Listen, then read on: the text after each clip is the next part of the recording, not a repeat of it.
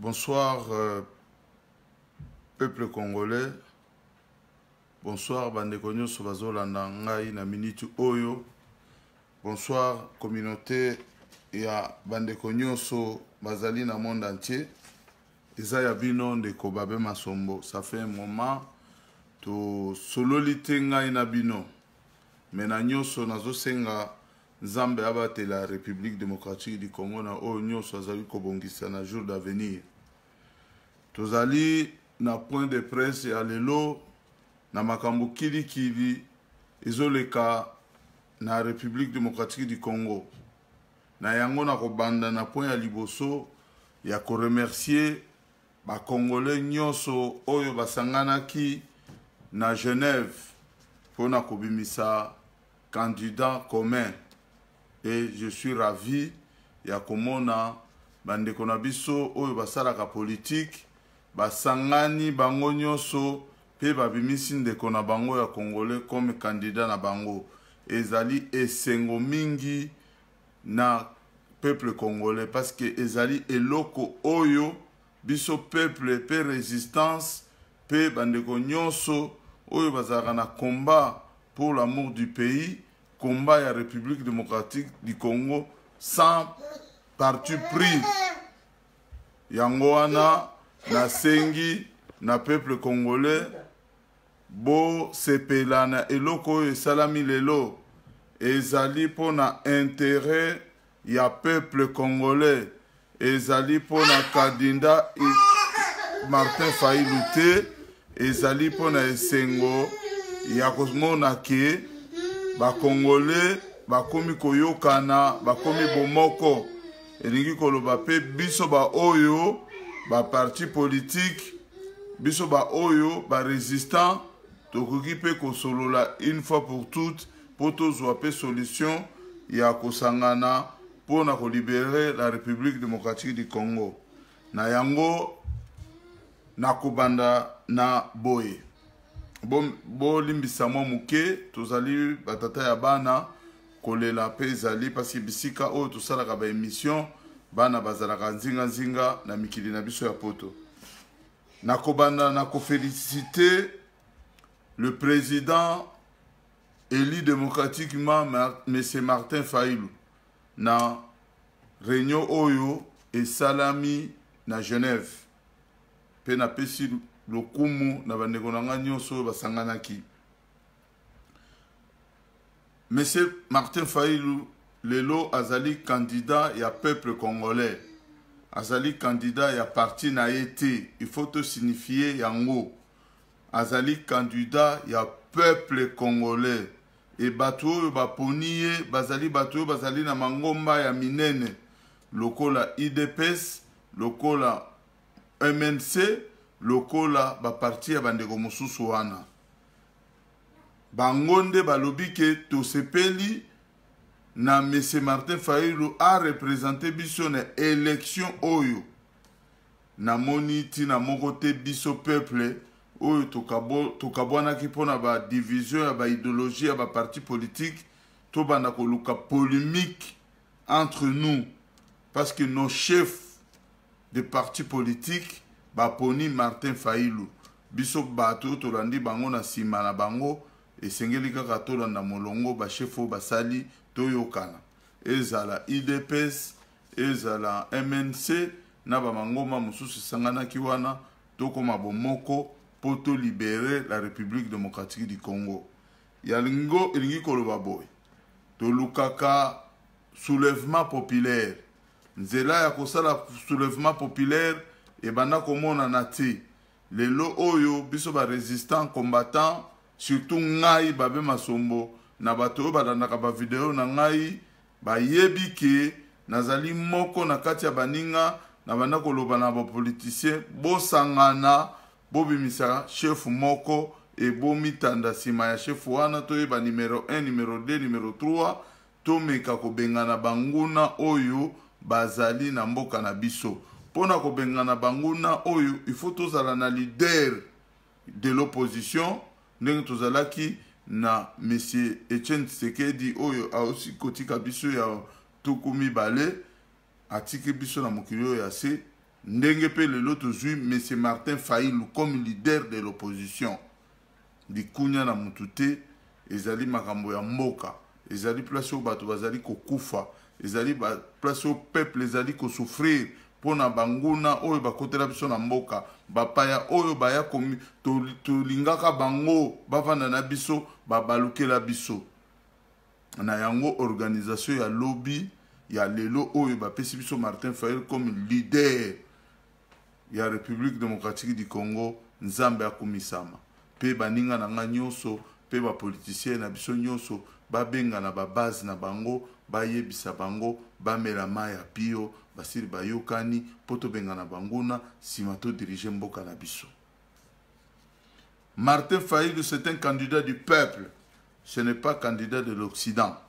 Bato oyo baza komikosa même mindele soki ba imposer Martin Fayulu mais biso ba congolais toko longola ye na maboko ya mindele toko komisa ye ya biso ezalaki souhait na biso nyonso ba congolais toujours candidat unique et soki ezalaki Félix Tshisekedi tolingaki tolobaka obele boye soki ezalaki nani tolingaki toloba obele boye mais soki ezalaki ba étranger tolingaki toboya wana ezali maloba na ngai o ba étranger nyonso basalaka politique na mboka na biso bazali bienvenu te mpona kozala na tete ya lingomba ya opposition mpona souffrance ya peuple wana eza maloba na ngai na kochangeaka yango te. Donc yango wana nasengi na peuple congolais ke tozala bomoko nde esalaka ke tozwa eloko oyo ya motuya oyo toza koluka bandeko oyo bakolinga koloba mabe mpona lisolo esalami lelo bozali bandoki ya Congo parti politique oyo ekocreye zizani na kati ya lisolo ya lelo tokotelemela bino yango wana nasengi na biso tutomela mai ya pio. La résistance, le combat, parti civil, l'église catholique, l'église Kimbangis, l'église protestante du Congo, l'église de Christ au Congo, vous tous, vous allez s'allier derrière la volonté du peuple. Et la volonté du peuple, c'est Martin Fayulu au jour d'aujourd'hui, pour libérer la République démocratique du Congo.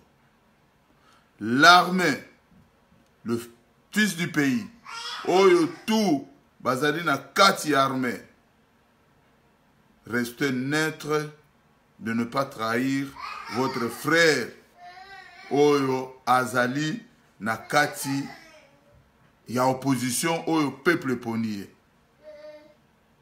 Kosangana basangana ki wana eza pona intérêt na biso nyonso. Ezali intérêt ya M. Martin Fayulu te, eza intérêt ya mundele te, eza intérêt nanu tozwa kimia na kati ya République démocratique du Congo. Na yango soki tobengani bapaya na modele oyo ba politicien balingi bakende na élection yango wana biso tokozala na kimia. Soki pe mupaya aluki mbiringa tosi tokomi na chef na biso opposition qui s'appelle M. Martin Fayulu. Et les groupes là qui ont choisi Martin Fayulu comme candidat unique vont respecter leur choix jusqu'à la fin. Soki munguna asali mbiringa tokobimisa peuple congolais na soulèvement populaire na sima ya Martin Fayulu comme président de la République, il y a transition. Toko changer les sous-soutés, toko sale les sous-eloko moroté, tozana Martin Fayulu comme notre chef de l'opposition. Et utina maloba na ngaite, ezali conférence salami na Genève, biso ba résistant et babé masombo commandant du combat de France. Et je vous dis, je suis d'accord, je soutiens cette organisation jusqu'à la fin. Je ne changerai plus jamais. Na koti, na mikoti sipe na ndimi yango, parce que na moni bande konabiso bakambaka politique, bandi basali yango na motema moko. Tomoni M. Félix Tshisekedi na mupanzi, tomoni Mesembemba na Mopanzi, tomoni batu oyo bazingi politique ya mboka na biso na opposition bango nyonso bazalaki d'accord. Et c'est pour cela biso batu oyo tolobelaka nsima ya peuple, souffrance ya peuple, tondimi yango tolingi tizani te. Leader oyo ya komba azalaki na kati te apesa position na ye azala nsima ya Martin Fayulu. Politique ezali lokola miziki te, concurrence ezalaka te, ezali place oyo peuple ezali ko souffrir. Il faut faire la bonne politique pour sauver le peuple congolais. Tout ça la politique pour to bekisa batu, to liesa batu, to bekisa batu na ba malade, to bongisa mboka na biso ezala kitoko lokola ya baninga. Tout ça la politique te pona ko sala na mabe. C'est pour cela na sengi lelo na bandeko na nga nyonso ya ba congolais baza kolanda ngai bazala ensemble na monsieur Martin Fayulu. Wana ezalaki po ya liboso. Po ya mibale ezali arrivé ya monsieur Jean-Pierre Mbemba na kati ya Paris. Arrivé à monsieur Jean-Pierre Mbemba na kati ya Paris. Elingi kolobake. Arrivé na ye oyo naza kolanda batu kilikili bazali kosuwana kobomana pona likambo moko ya muke. Likambo yango yango nini na kolembela bino nazali hypocrite te. Nazali mutu oyo nalobaka bosolo. E bosolo na ngai peut-être nde ekobomisa ngai. Nous sommes des combattants. Nous sommes des résistants. Nous ne sommes pas des politiciens. Nous sommes qu'un groupe de pression. Et notre pression qui a un peu de limites. Et lelo oyo, soki M. Jean-Pierre Mbemba azali koya le 24 novembre 2018, alingi kosololana peuple congolais. Nakanisi azali na torte ya kosololana bandeko na ye oyo bazalaki na ye elongo na okende kotala ye na la ye isika azalaki. Mais akoki kozala na tor muke parce que lolenge abimaki ifalaki asololana bandeko na ye. Mais tango ya kosololana bandeko na ye ezwamaki te parce que na sima ya kobima na ye na boloko biso bato tobeta boloko tozwaka ta réinsertion et puis tozalaka suivi derrière la justice. Il est toujours derrière la personne pendant quelques temps. Bato ebele oyo basala na boloko te bayebaka makambo wana te. Okoki kosala meeting politique te soki okotelaki na likambo oyo ba reprocher yo okoki kosala yango te pendant certain temps. Et mundele oyo bango basala justice balobaka ke soki oti na boloko ofosa temps moko boye ya suivi réinsertion. Je crois batutu o bakota boloko bazolanda nga tozaka un certain moment tozaka déboussolé. Toyebaka so makambo oyo elekaka libanda te. Il faut prendre un peu de temps pour banda kozongela mokili malembe malembe. Peut-être na ba condition ba bimisela ki e permetaki te ke arange full a remercier biso bato to banda ko kende na laye ko kende ko marcher po na ye yango na kosenga na bandeko na biso nyonso oyo basalaka komba to meka komela maya pio to meka ko apaiser makambo mosusu tozali kosala na moment où tokomi na yango eza su moment ko soana te to ko soana par rapport ya quoi. Jean-Pierre Mbemba, nous ne sommes pas dans le même combat. Combat de Jean-Pierre Mbemba na biso est un peu différent. Bango baso sala politique na bango. Biso tozali ko sala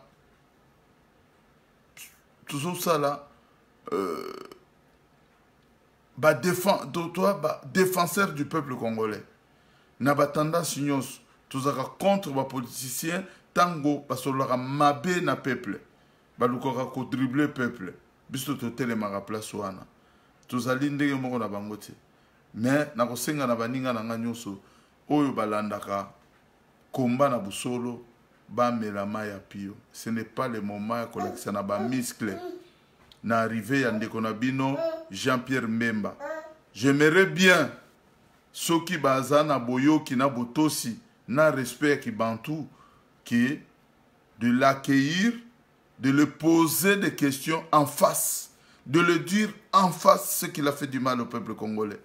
Ce qui vous avez trahi, s'il a trahi le Congo, c'est le temps de le poser des questions et de le dire en face qu'on ne veut plus de toi. Parce que tu as fait ça, tu as fait ça, tu as fait ça. Et à partir de là, boko yo kayepe, oya koyebi sabino. Ce que ko sepeli sabino, bo sepeli na ye. Ce que ko sepeli sabino te, bo yebise ati koya katsusu awati. Et na pesi maloba oyo chance na politicien nyonso ya congolais. Je dis bien congolais. De venir s'exprimer à Paris. Congolais. Mais, aux à la congolais, oyo a travaillé les politiques en embêté. Wana peuple tokobimisango libanda, conférence nayo et kopanzana. Mais ce que vous allez congolais, oyo vane koluka, bolamu ya peuple congolais. Toboy ba divergence politique na makambo ya mike. Eloko eleki kosangana. Eloko eleki dialogue ezate na mokili. Yango na sengi na bandeko na ngai o balobaki non à l'arrivée de M. Jean-Pierre Mbemba va se constituer comme parti civil de venir na réunion les amis dynamiques de Jean-Pierre Mbemba de poser la question à Jean-Pierre Mbemba. Et Jean-Pierre Mbemba ne viendra pas nous dire sa vie. Nous avons déjà un candidat commun. Il veut nous dire soutenir son frère qui est devenu candidat à la République démocratique du Congo. Na yango na sengi na bandeko na nga nyonso basali ba déclaration ya bitumba. Au côté balobaki bakoyamba Jean-Pierre Mbemba soki bakomona combattant moko bakobeta mutu akobeta mutu azati. Et bato makasi oyo basali ke bakomi lelo ko défendre Jean-Pierre Mbemba. Tuzaki na besoin na bango tango komba ezalaki komba tuzo luka Hippolyte Kanambe awa na Paris tuzo landa ye na bamabanga partout bomona na kiti na bandeko ba combattant oyo ba cette déclaration ke Mbemba ya te bolingo bo bisabino makasi. Je ne suis pas d'accord. Je ne suis pas d'accord na comportement ndengwana. Wana ezali ko flatter na mutu oyo azali koya po amona bino kende bozingiye nzoka na kati na bino pe bolinga kayete.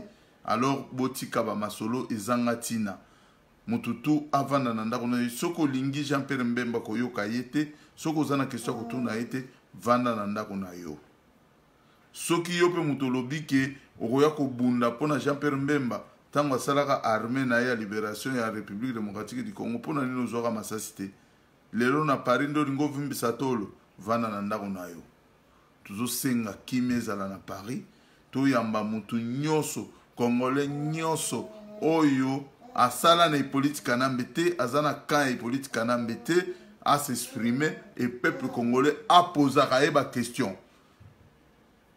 Si Dieu le veut, peut-être d'ici 2 jours Martin Fayulu peut être ici. C'est l'occasion d'aller le poser de le proposer des idées et poser des questions. A comme candidat batu nyonso tokopekisa ya te pourquoi yozanan lelo basali coalition na bango bazali wana batu wana nyonso bakutanaki kuna na kati ya Genève na salle wana bazali ko soutenir Martin Fayulu soki alingia ya kusala campagne na ye na Paris pour à soutenir Martin Fayulu tokopekisa te parce que asa candidat ya peuple eloko toluka ki tozu yango alors bandeko tozala na kimia pe na botosi ya batu toza babantu ba difficulté ko lobaka kofinga na pamba eza na tina moko te na tango combat tolukaka ba kolabo bomona na kate si Mbemba il a trahi boya ko yebisa ye parce que batu mingi ba reprochaka que non pourquoi tu avais dit tu as choisi l'inacceptable. J'ai accepté l'inacceptable. Venez poser la question. Si vous voulez savoir pourquoi il est parti en prison, venez poser la question. Vous voulez savoir que Ndegenini ba kondanaka yo oh boy na boy baye ko relaxer yo ba moni ba venez poser des questions. Ce n'est pas question que ovani nanda kuna yo komi ko yima non. Et biso ba combattre peto amabe soki olingaka yo osala politique mais luka ba alliance longwa na combat ya peuple créer parti politique osaka ba meeting na muto ko pekisa te oyo bosalaka wana ezali kokosa peuple bozalaka na envie pour ba politicien tango bayaka ba s'intéresser na bino bakosaka bino na ba dialogue oyo esalamaka ya Congo. C'est tout à fait normal mais boluka yango na ndenge ya bien. Je sais, je suis combattant de base. Surtout combattant de France. Nayebi ba propos na bino nyonso nayebi nanga morope nayebi. Pourquoi va négliger Rabiso? Alors qu'il y a la musculation parce que tu es au cas, non, ils ont bon côté. Viens dialoguer avec ton frère, appelle ton frère, chercher des contacts, et voilà pour Nanini, pour solo la rana bisoté, n'a pas décision minée, bisoto zalakate, botanga ba kombo na bisoté. C'est ça que vous cherchez. Je connais mes frères. Donc, ceux qui bolingi batanga rabino, ba invita rabino, vous créez des partis politiques, vous laissez le combat. Les combats, c'est un groupe de pression. Vous créez, je suis président, je vais m'adhérer, je ne fais plus le combat, je ne fais plus les pressions. Voilà, je suis devenu politicien, je crée mon idéologie, le peuple, vous allez me suivre. Pendant des années, idéologie na yo, et go vanda, bato banosa, ba conférence na yo, maramno yo go vanda. Mais ce que zoya, nasima combat ou créer li solo moro boyo, le lango balar, ou sala boyo, mais wana ya ba faute grave, hein, ba master. Bo bouleti, hein, bo ça quand même batou. Pour ni ki yu matina niveau, to na ba poto, to luka balart. Hermo na yo ka ba sango mususu. Oh non, bozobenga rabato mbemba, oh soki mbolingi conférence wana salema, botinde la biso bala. Bopesa biso ba 20 000. Numéro ya bato wana tozana yango. Mais tozoye bate muto ngo za nani oyo azosala makambo ndenge wana. Combat ce n'est pas la place pour s'enrichir. Si tu veux s'enrichir, fais du commerce. C'est le commerce. Beta kayu créer entreprise, na France biso tout créer ba entreprise. Au créer, aux ana carte na ya 10 ans, ba mususu baza ba combattant baza ba français. Na kutanga bino ba kombote boyebi ke bozana bino ba français. Alors botika kwambrier peuple congolais, boza ba français. Vous êtes des français. Vous changer ba nationalité. Alors to lingi bozo ba wana te. Alors soko lingi otikala na fichier ki tangi congolais, solo la masolo ya bien. Solo la na ndenge ke origine na yoza congolais sokotika kayango te mais embremande ya mabe bosa ba français soko lingi na bana otanga bino ba kombo bino nyonso botika ba buzoba muto akobeta pe kuna Jean-Pierre Mbemba azana ete mutu pe akobeta muninga ro muto Jean-Pierre Mbemba akobeta mu combattant azana ete ngam tuna yebisi bino muto akosala loko te jour wana azati Jean-Pierre Mbemba akoya na ndenge na ye ayosola na bandeko na ye bandeko wana bakozala wana bakoposer ba question ou et puis ba combattant muto akosala combattant moko eloko azana ye te bakokota na salle wana bakoposer Jean-Pierre Mbemba masolo ndenge le kaka to sololi abu et puis muto la muto azongi satisfaire ou bien content na ndenge na ye bamba obunda na pare awa ezali susti tango to bana ko bunda bozalaka na binote yango na tiki bino ingeta